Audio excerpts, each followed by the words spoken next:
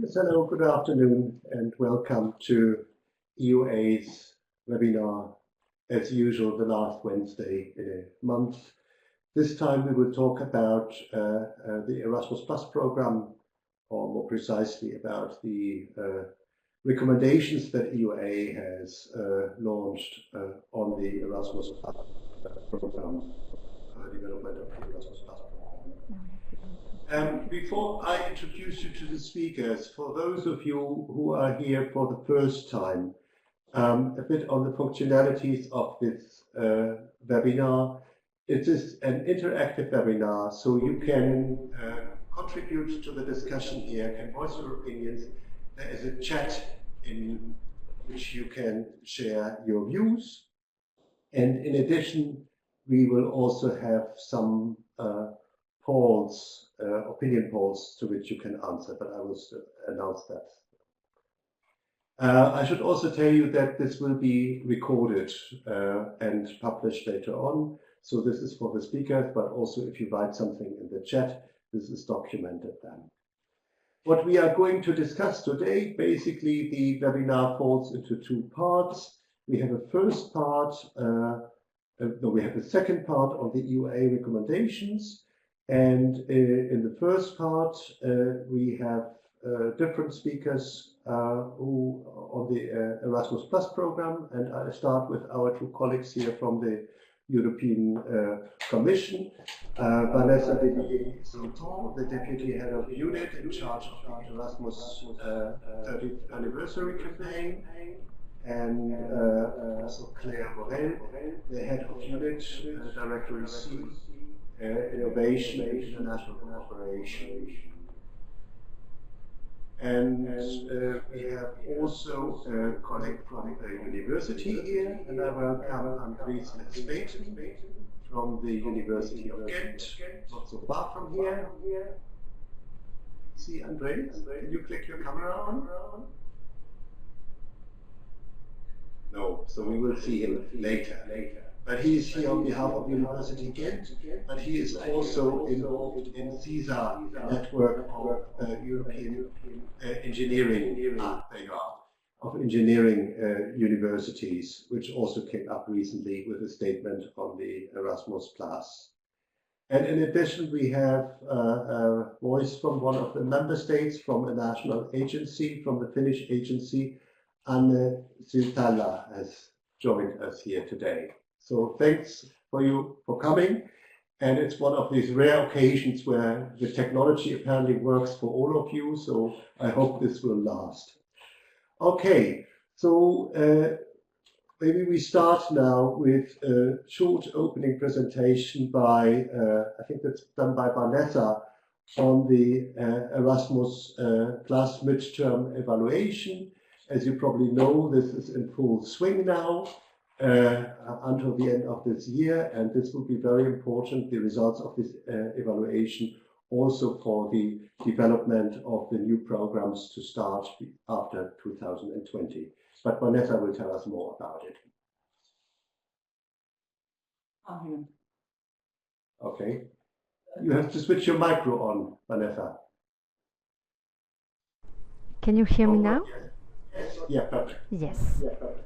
Okay, so as Michael explained, indeed all the European programs are going through this midterm review exercise, where the objective is precisely to assess the progress of the new program as compared to the previous one, lifelong learning program, and as well to prepare the next generation of the program.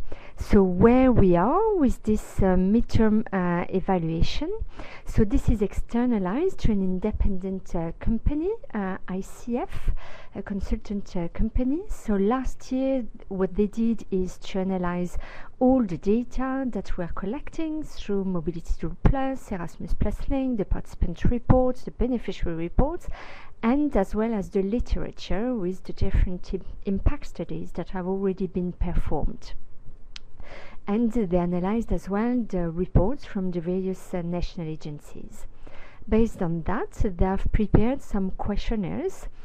So what they call the field work, what does it mean? It's questionnaires, interviews to the participants and to some of the beneficiaries of the program. So they will interview about 10 people per country, covering the different fields and the different key actions. And this is performed for the first quarter of the year. In parallel to that, they are going to open a public consultation, which will start normally end of next week, and this will be open until May 2017. And here our objective is to listen to all the beneficiaries and all the participants of the program. The more people contribute, the better, of course. We will receive as well reports from the national authorities of each of the program countries. And based on all this, the Commission will publish its report by the end of the year. So we are really encourage you to contribute to this public consultation, which is going to start the first days of March. It's an online questionnaire. It's open to all, available in all languages, and it's all universities, higher education institutions can of course participate either as a single institution or through associations of universities such as EUA. Both are possible. So this midterm review collects all the feedback covering all the fields, not only higher education but also school education, adult education, vet, etc.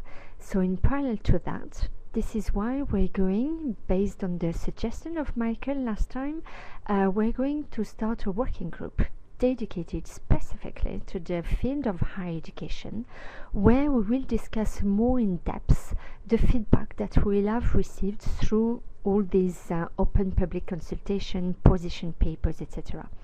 Why? Because we see, if we look at the recommendation from EUA, but also from other university networks, we see the need to further simplify, etc. But the question is how to further simplify.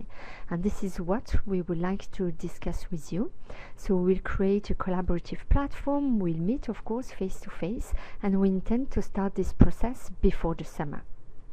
On top of this general midterm evaluation, there is also a side review, which is part of it as well, which is specifically regarding the simplified grants. We've seen that EUA has made a recommendation towards these simplified grants. So here this is another consulting company, PPMI, which is looking specifically at all the grants, covering all the fields, all the key actions. So they have already started their work, and they will send us their final conclusions by the end of May. And this will feed the overall midterm review exercise as well. But as you might know, this year we also celebrate the 30th anniversary of Erasmus, and in that context we want to hear about everybody, not only through this public consultation, but we are really encouraging all universities, student organizations to really take part in the debate, not only in the celebrations, but we want to debate as well on the current program, but also to prepare the future program. That's why at the end of the year, in December, we will close these celebrations and debates with a closing ceremony in Brussels, where we will invite the Erasmus Plus generation, and it concerns not only the students or the vet learners or the volunteers, but also the staff at the universities, to share their views on the future of the program, but also the future of Europe, together with the President of the European Commission, President of the European Parliament, and President of the Council. So to help with this process, we have national agencies, representations from the Commission, who will organize several events during the year, but we also invite all of you to organize your own events, the same for the students as well. So I invite you to look on the website. You can here register your own event that you will organize, or the debate. Soon next month we're going to launch a specific platform to facilitate the debates between the Erasmus Plus generation across the countries. So we really invite you to join us in these celebrations and debates.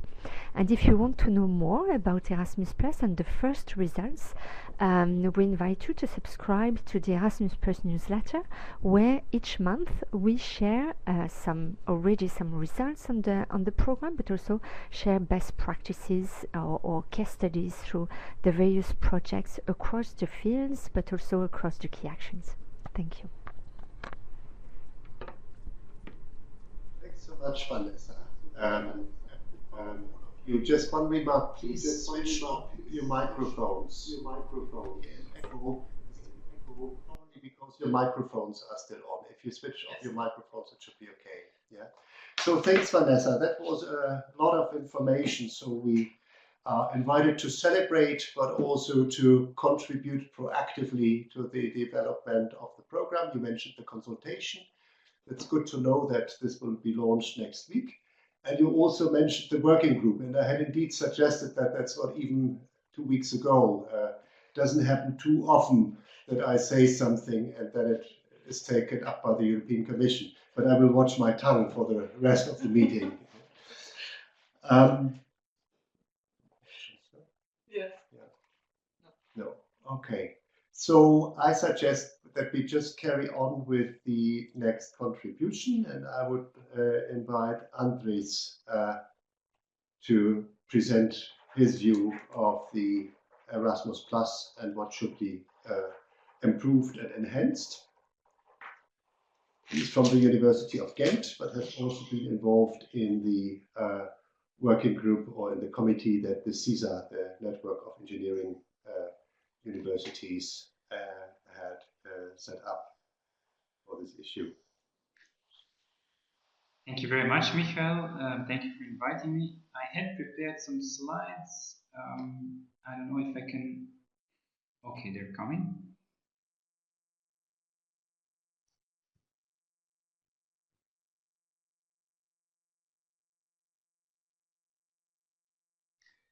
Okay, thank you very much. So to start just with a brief introduction of our university, in case that would be necessary, we were a comprehensive university in the Flemish community of Belgium with about slightly over 40,000 students, of which 11% are international students. What is important here is that when the Bologna ministers set the 2020 target of having 20% graduates being mobile, Ghent University set its own target higher towards 20% for 2020, and currently we are around the 20% mark. So we still have some way to go, but we're heading in the right direction with a very rigorous registration system that was developed. As a university, we have a long-standing experience in Erasmus. I think we can be considered among the pioneer universities, and also the other related educational programs by the European Commission, which were then all brought under the umbrella of Erasmus Plus. So currently in Erasmus Plus, we are coordinator or partner in all different types of projects. And of course, also the mobility itself is still very vital for our own internationalization goals. Just a few figures of our incoming exchange student mobility. 65% of these students are funded by Erasmus, and 85% of our outgoings are funded by Erasmus. It of course contributes that way to skilled and open-minded graduates at our university, and Erasmus Plus is also a vital instrument to provide modernization and opportunity for capacity building activities with partners abroad. So when in 2013 the budget for Erasmus Plus was being safeguarded and then even increased, we were very happy with this. And this was then being coupled also with pronunciation of streamlining efforts, which we were also very strongly looking forward to. And indeed, this provided us with a great ease of communicating within the university to especially the academics, what were the different opportunities offered by Erasmus Plus. But that being said, of course, there are also still rooms for improvement. There is also still room for improvement. Let's say that the large efforts for simplification was not really carried out to the full yet. especially at the level of administration, there are still opportunities. It also turned out that the unit cost approach was not fully as rewarding as expected. We had experiences with this kind of working in the Erasmus Mundus program, and the expectations that we then had when this was implemented in the entire Erasmus Plus program have not been fully lived up to.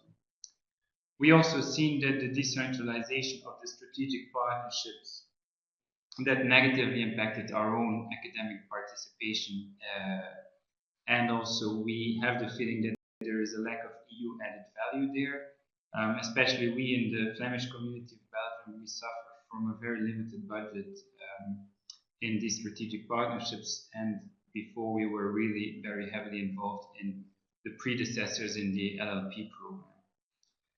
And then also, well, greatly welcomed, of course, we need to also admit that the International Creditability is not yet living up to our students' expectations. We very welcome the activity, but compared to, let's call it, the golden days of Erasmus Mundus, there are, of course, still steps to be made there. I was very happy to hear the colleagues of the Commission already mention some steps being taken yet, even during this course of the program. So we're very much looking forward to collaborate with them towards the future.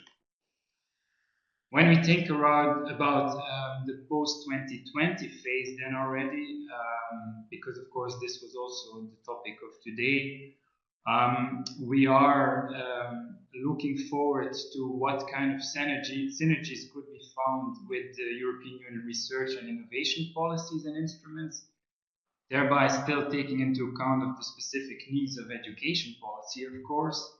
But we do believe that there are steps to find synergies there.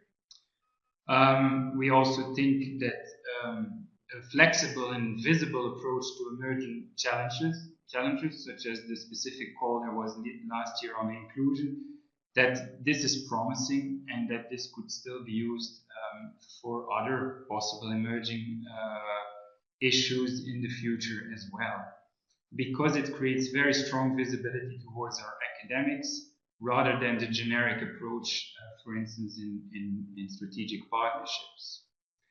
We would also still very much like to see attention devoted to the quality in student and staff mobility, the issues raised there and the efforts being done there, that they are to be proceeded. We would like to see a strengthened European added value while not closing ourselves off for the rest of the world. And also already very promising what we've heard from the colleagues of the Commission just now is a reinforced stakeholder dialogue, because of the bringing together of all activities under Erasmus+.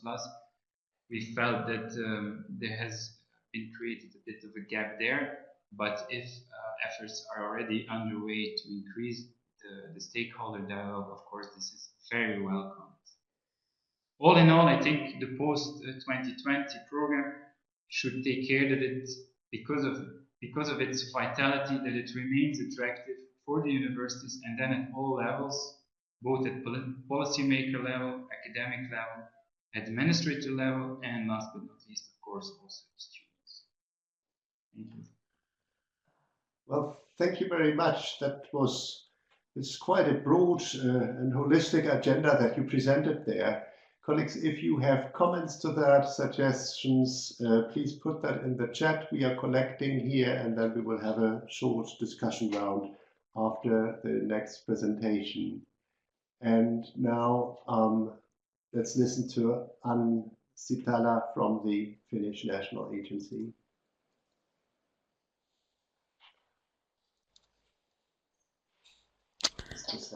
Hello, everybody. Hello. Thank you. And thank you for inviting me to this webinar. I would like to say a few words about Erasmus Plus in Finland, especially in the higher education sector. And the points that I will be making are based on the observations that we have made in our daily work and in contact with our institutions of higher education. And most of these observations have also been confirmed recently by the Erasmus midterm review conducted in Finland. But first, I would like to share a piece of news.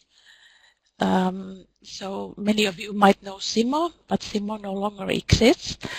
And the national agency is now hosted by a new organization which is called Finnish National Agency for Education. I still have to learn that myself, but in short, that's EduFi, so maybe that's easy for all of us to keep in mind. But let's look at Erasmus Plus. Where are we now? And what are the real pluses in the program?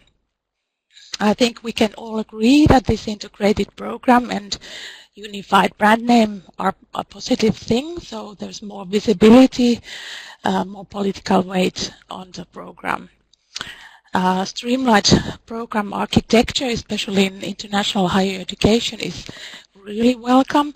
So putting Tempus, EU, Canada, Alpha and whatnot under one umbrella altogether, so that has been a really positive thing, and also improve the visibility of these actions. And at least in Finland we can see a high demand for capacity building projects. Increased funding is a plus, and that is becoming a reality as of this year, so that is a good news. As was mentioned previously, this international credit mobility is something new, and it is very welcome, and there is high demand for it, even too high in certain envelopes where there are limited funds, and we all know also that the administration is a bit complex, but all in all it's a very nice new addition to the program.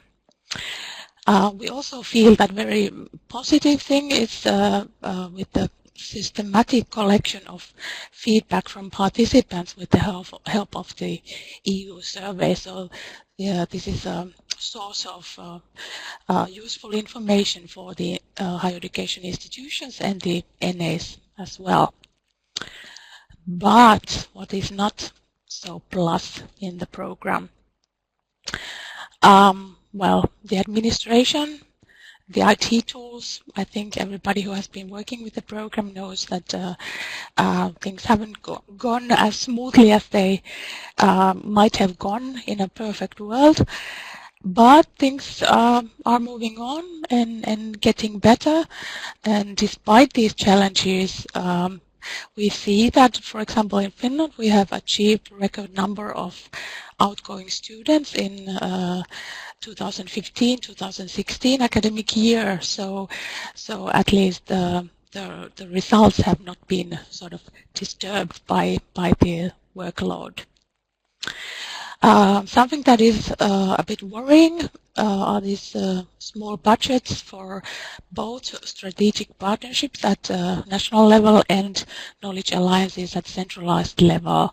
So the success rates are really low, and I think there is a clear message that more project funding is needed in the future and more possibilities for cooperation between institutions. Also, cooperation between sectors is one of the key issues in the program, but this hasn't really been visible so far in an enhanced way, I would say. Coming from all this, what would we like to see in the program in the future? The first point is more of a general nature. I think that in the world we live in today, Erasmus type of activities and these visions and the values, they are more necessary than ever. I think we can all agree on that. But if we come to more concrete issues, we have to keep in mind that higher education institutions, they are regular beneficiaries in the program. So for them, stability and continuity are really essential. And also, more flexibility in program implementation, both at higher education institution and NA levels is needed. I think the previous speaker was also referring to this. This is to ensure efficient use of funds and to give more room and resources for quality improvement. There is clear need for EU funding. A significant amount of mobility and cooperation would be lost if there were no EU programs such as Erasmus+. And when the public economies are shrinking, so it might be the fact that co-funding will be less available in the future. So the need for EU funding is really, really great. I think we also need to focus more on access and equity. And one way to improve this would be to introduce the intensive programs or a similar action again in the next generation of programs. The intensive programs had a low threshold for applications. They were small projects with a big impact, and they are really missed by the institutions. And last but not least, not written down, but we really hope that all this planning for the future will be done together with all the stakeholders, including the institutions and networks and the national agencies also. Thank you. Well, thank you very much. Very interesting.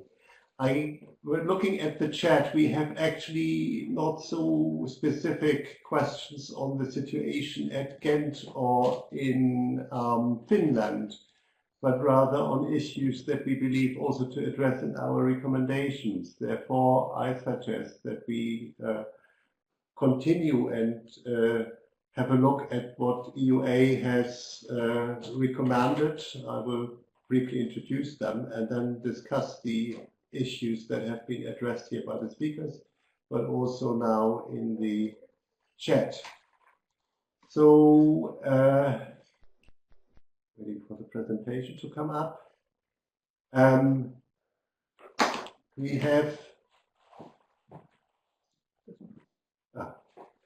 have carried out in about a year ago a membership consultation with a fairly good participation. More than 200 institutional responses from more than 36 countries from all over Europe. And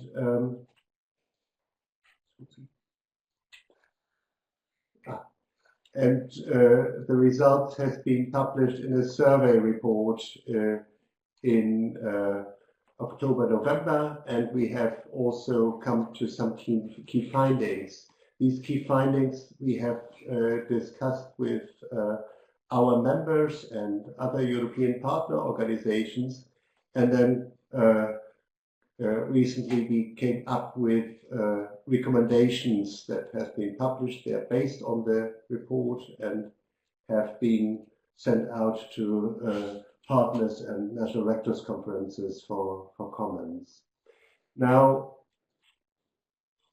for these 10 recommendations we came up with, you could broadly cluster them around 5 different issues: simplification, funding, the European dimension, decentralization, which came up already, and then equity, funding, and also the question of what this program actually stands for. So the European dimension, the enhanced outreach of the program.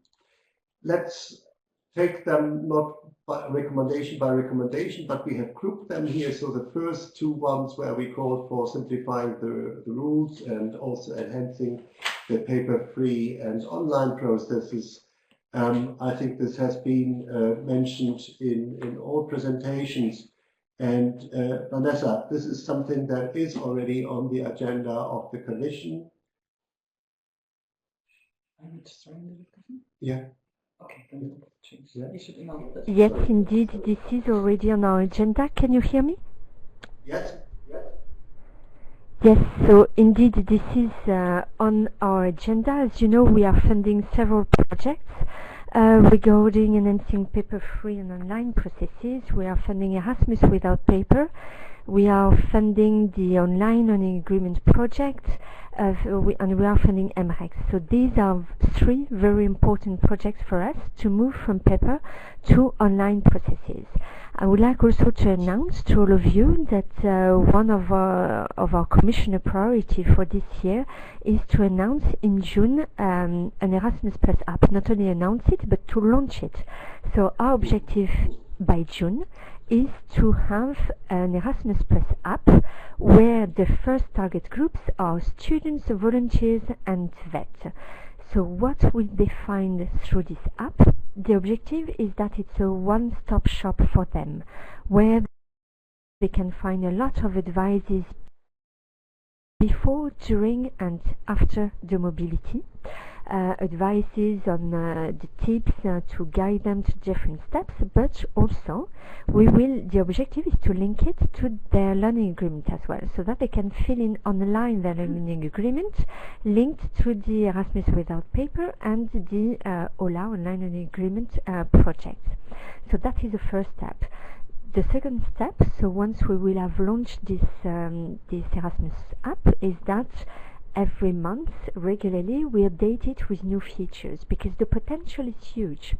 We can, for example, link it as well to the online linguistic support so that the students would have everything in one single tool where they could use the same password so that they don't need to have different accesses to different tools, for example. And then in a later stage, for example next year, we could then extend it to the universities and to the institutions themselves, so that based on this app they could, for example, exchange interinstitutional agreements, exchange data between universities. We are also funding a project called the European e-student card, where the objective is to facilitate the exchange of student data between universities so that the students, when they arrive abroad on a campus, they already get access to all the campus facilities without having the need to fill in again new forms with the same data. So this is something that is really, really important to us, and we are together with the project partners working out on that, so that hopefully by 2020 this could be made available to all universities. Okay. And so this is tested at the moment? Is that what you're saying? Excuse me? This is tested already at the moment? So, testing this app already? So the app is under development by the Erasmus Student Network and the EUF, the European University Foundation. So so this is under development, but there is already a prototype that we are testing, and we are consulting universities, but mainly students as well, to ensure that it is as relevant as possible for them.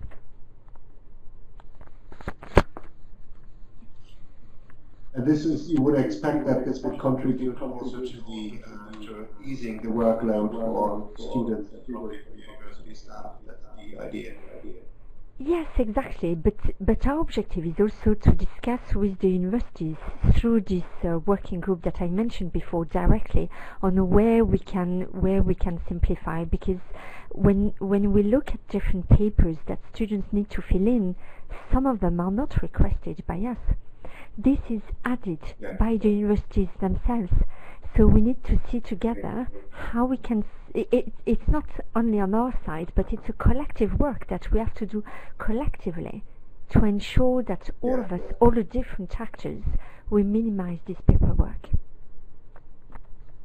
I think we can confirm that from our consultation we were also not always completely sure whether this was actually a requirement for the Erasmus Plus program, or whether it was a requirement by the national agency or by the individual institution.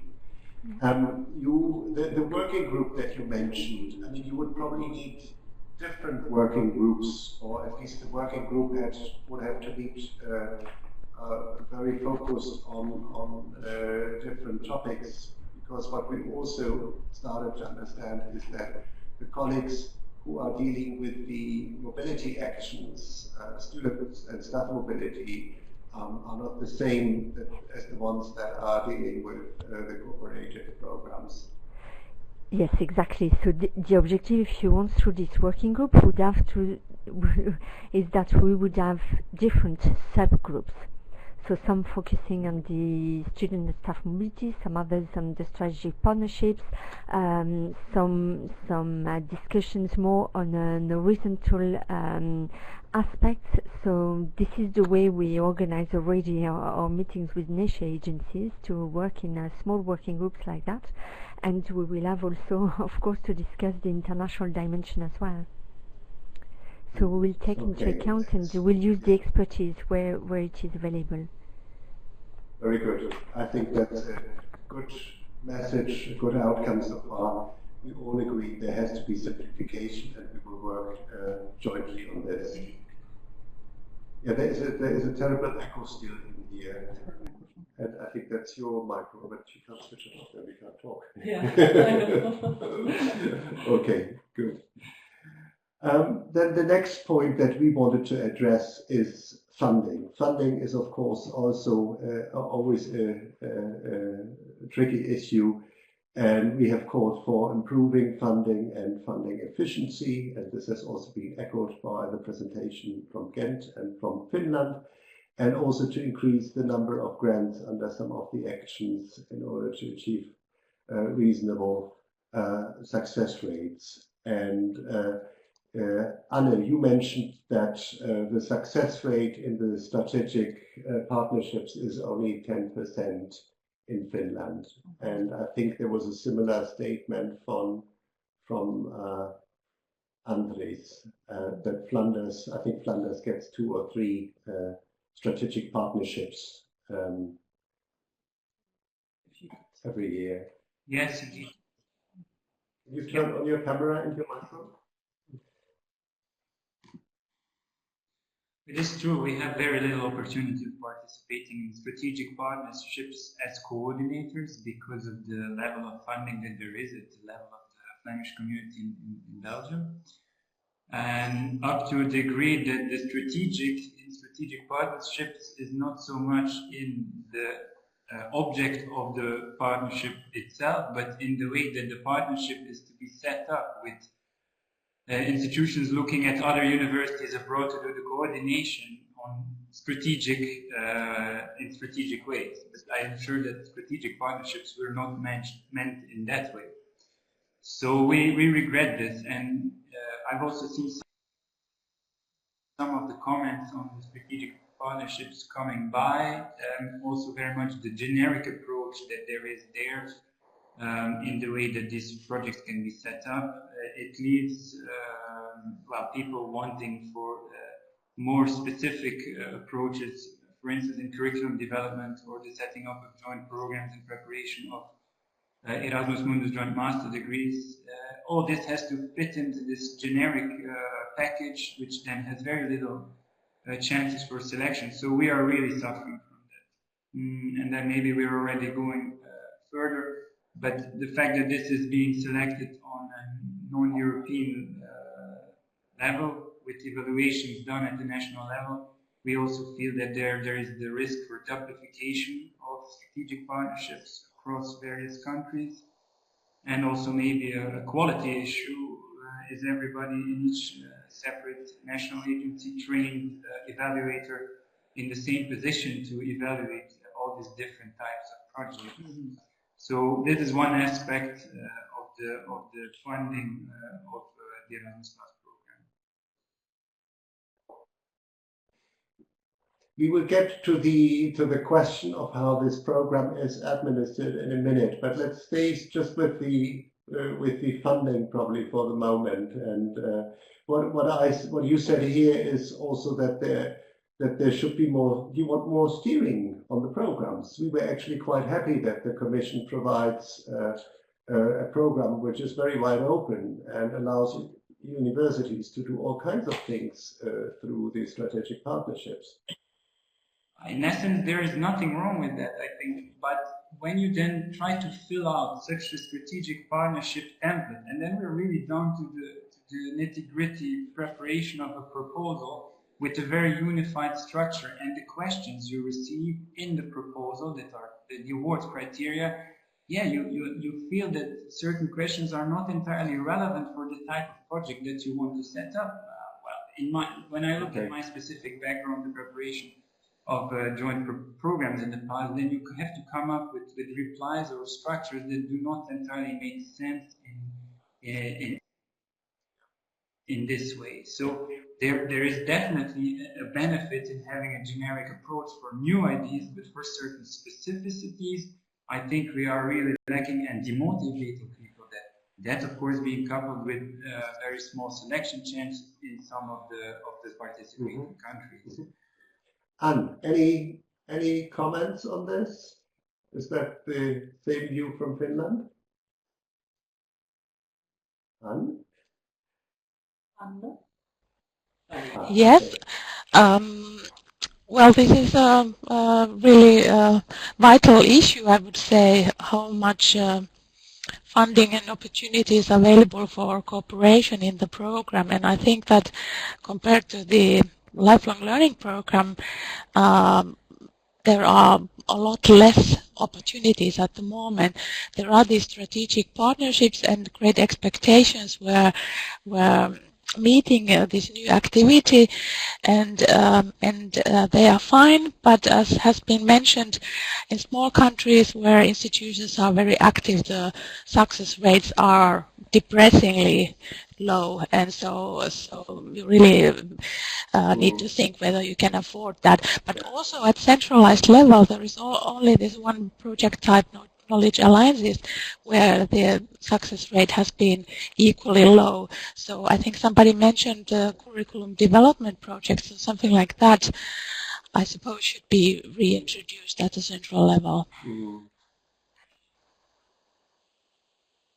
Okay, probably I ask the colleagues from the Commission if they want to respond to that. It's actually true, while universities got a good share on the mobility programs, they only got a very small percentage in the overall Erasmus budget when it comes to cooperation. I remember to have seen a figure, and we also quote that in our report, that there's only 12% of the strategic partnerships go to higher education. Why is that? Claire or Vanessa, would you like to respond? They have raised their hands. Yeah. That might be a bit of communication problem here. Sorry. if I can get them back. They're out for a moment. No, sorry, I will switch between the screens to see if I can get them back. Everyone else, please do stay. Yes, they slipped out. I'm sorry. Okay. No. Sorry, we have a technical problem here. They should be back in a minute. They should be able to use it now. Switch on the microphone, please. Can you switch on the camera? Yes, can you hear us now? Hello? Yes.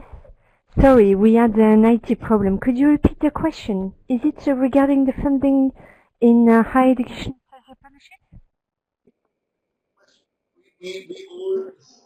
We all think that there is not enough funding for cooperation. The strategic partnerships were mentioned in particular, and also the knowledge alliances, that there is not enough money. And we also made the point, what is actually the big difference between the strategic partnerships and the knowledge alliances? Would it not be better to put that also, as this is not so much money, all in one program, and leave it to institutions on to address?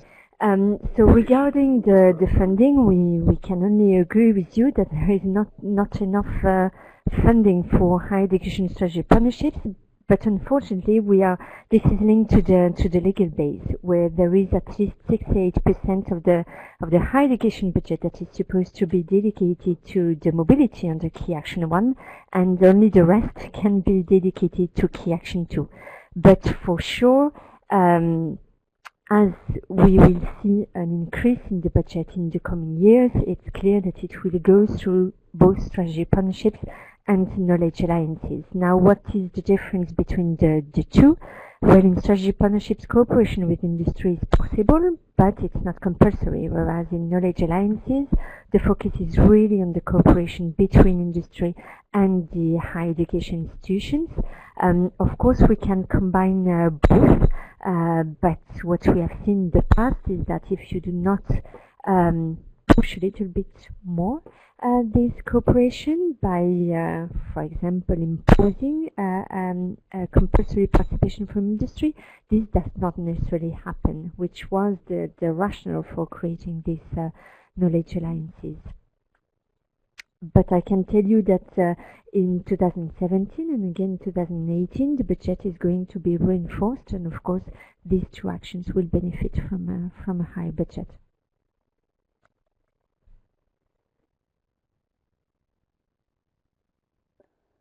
Issue that was addressed here by several colleagues is the ICM, the International Credit Mobility. And you saw already there was a comment of a colleague who asked for more flexibility, and I assume that might also mean being able to use the funding that is in place there for other regions. But I guess that is not possible.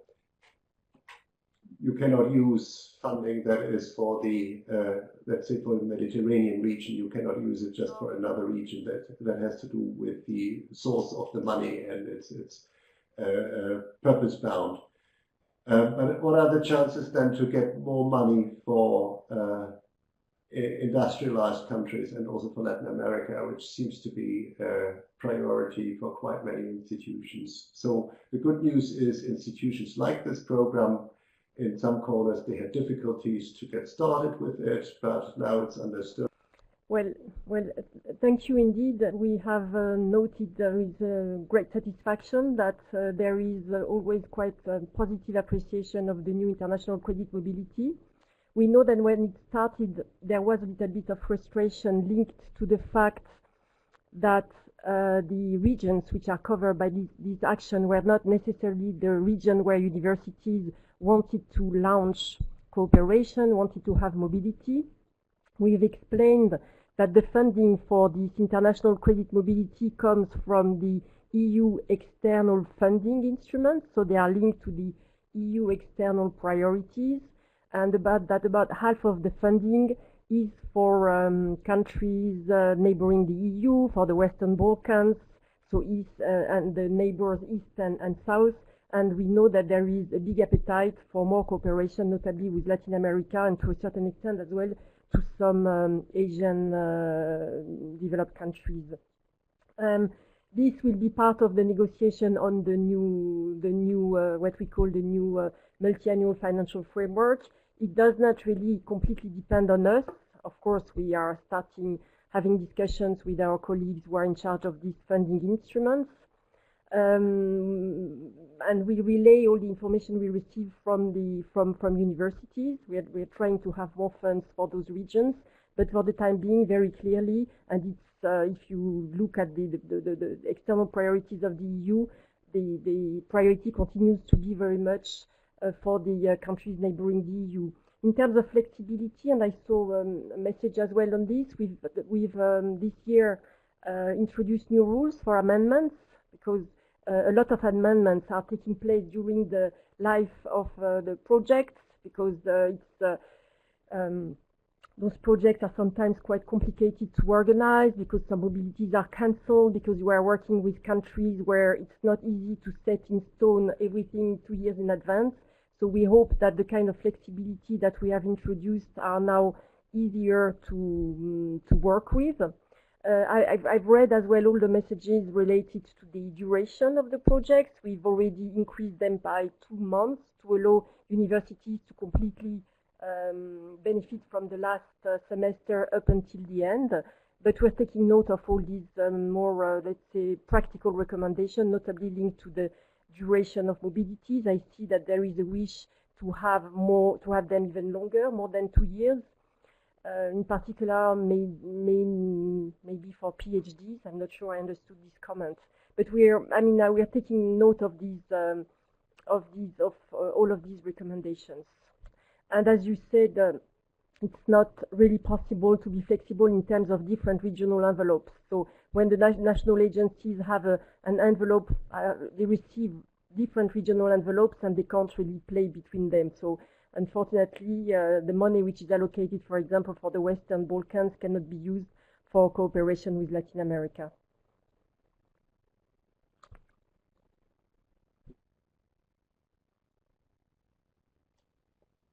Yes, and I think that's very important. So don't call for less money for the Western Balkans, call for more money for Latin America.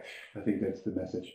But one question, is it not possible, that came up here in the chat, would it not possible then to shift a bit of money then at least within a region? So or is it really specifically?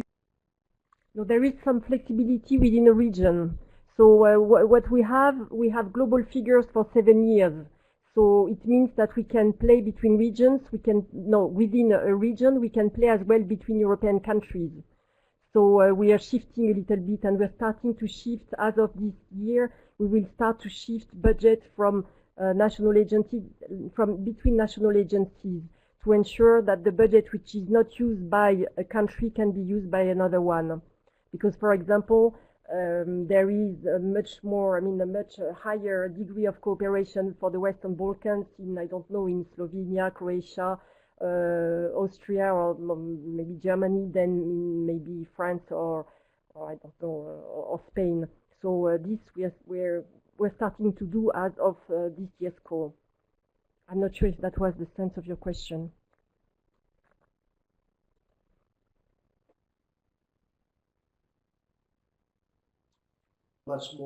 There's much more to say about funding, but we can't go into more detail here also on the whole funding mechanism, the co-funding issues, and this is probably also an issue for the working group that you are going to set up.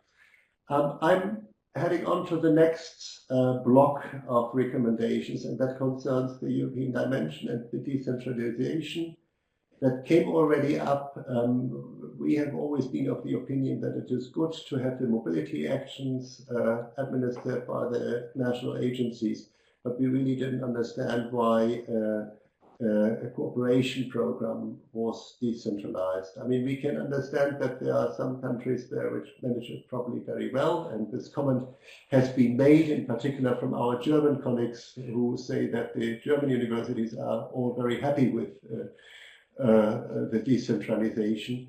But what we also got as a feedback to our consultation is that, in particular for smaller countries, that is a problem. Interestingly, I should also mention that what our consultation also showed is that smaller universities, regardless where they are in favor of decentralization. So are these issues, I mean, there are two issues. One is the one of countries. Some countries have the capacity and have big capacities to administer these programs. The second one is that small institutions who don't have a big name are not the big research universities. They were probably overlooked in the past. And then the third point is how practical is it actually a program which should have a European impact to hand that over to national agencies and have it administered there. Does Anne or Andries want to respond to that?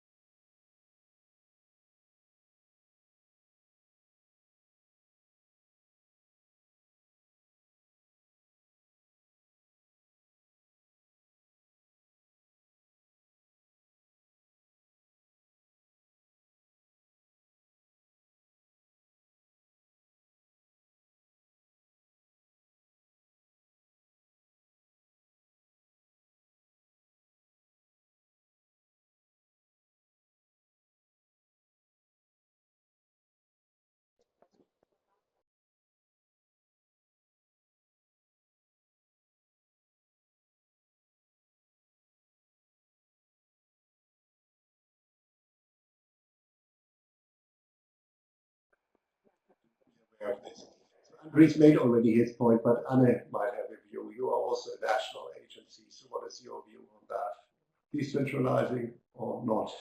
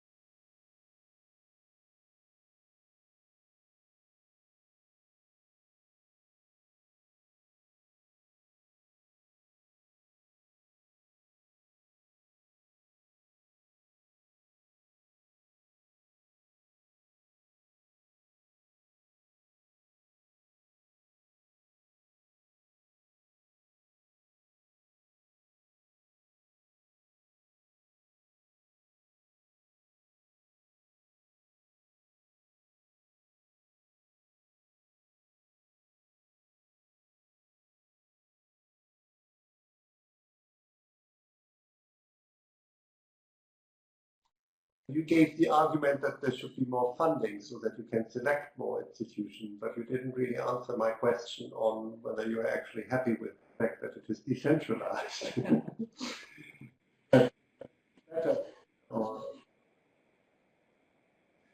Okay, good.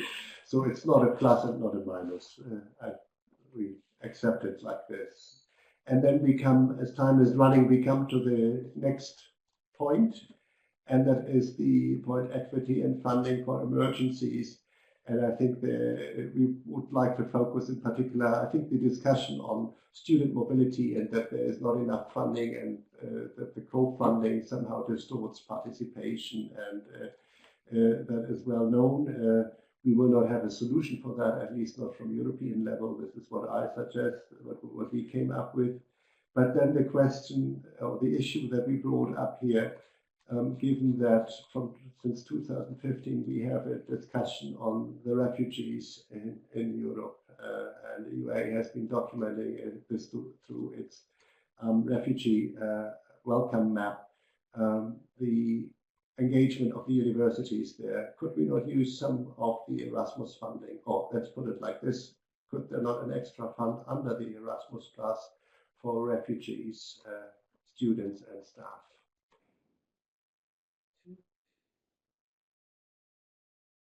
You want to kick it off? No.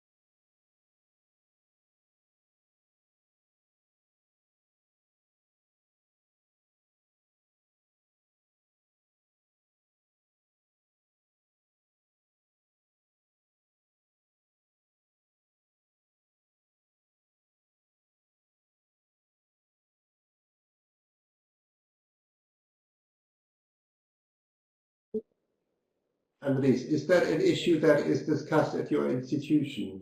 Response to refugees, students and scholars? Not a micro. Your micro?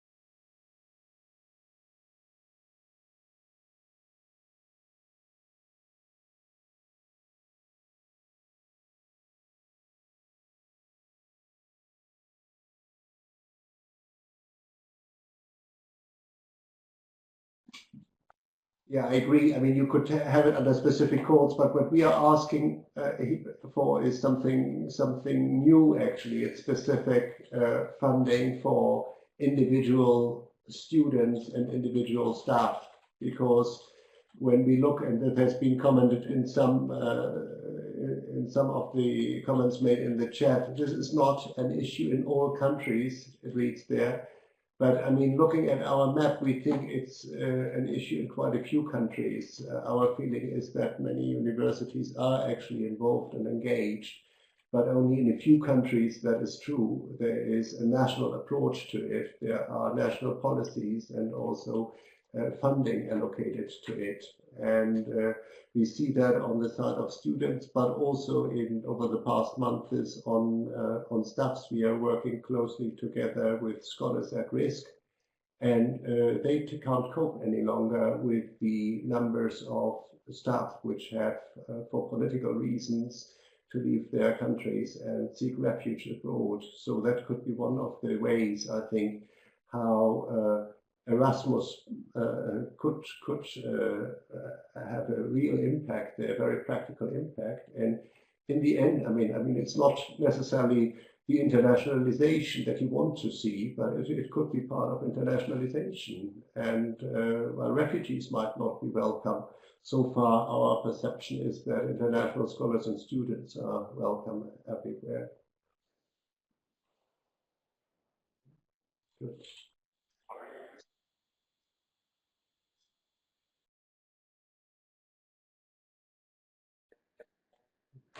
Good. Any comment? No. No. Good. Okay.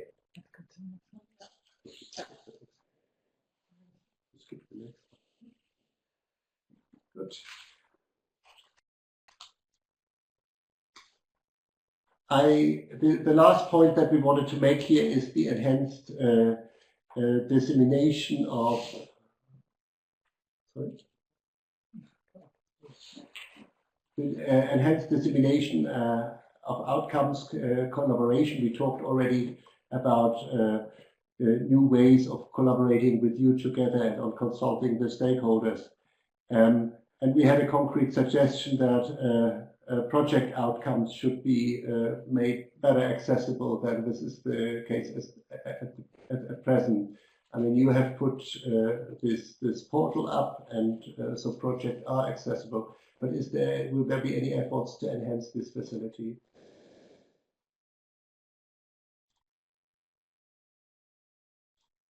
To Vanessa.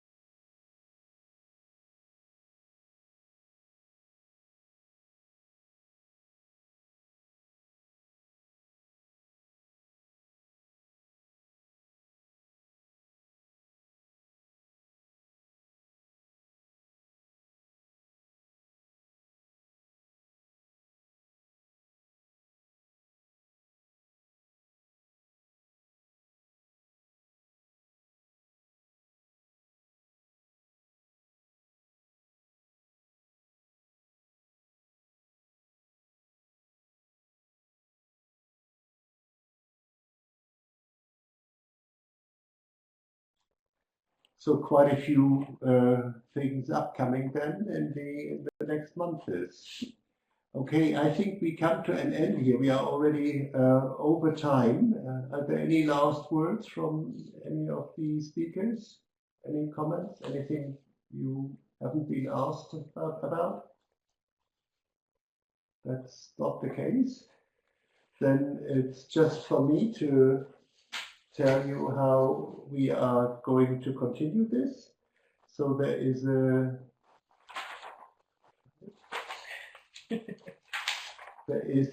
I have to announce the upcoming EUA webinar. And this will be on 29th of March, as always at 2 o'clock, on open science in universities, implications for research and doctoral education. And as we had already announced, from this webinar we will make accessible the recording and also the slides. Yeah, so we will email you afterwards. So remains to me to thank our speakers. Thanks for joining us here, and we are looking forward to the Erasmus Plus, the Erasmus celebrations, and also for collaborating with our colleagues with the Commission on the enhancement of Erasmus beyond 2020. Thanks so much, and goodbye.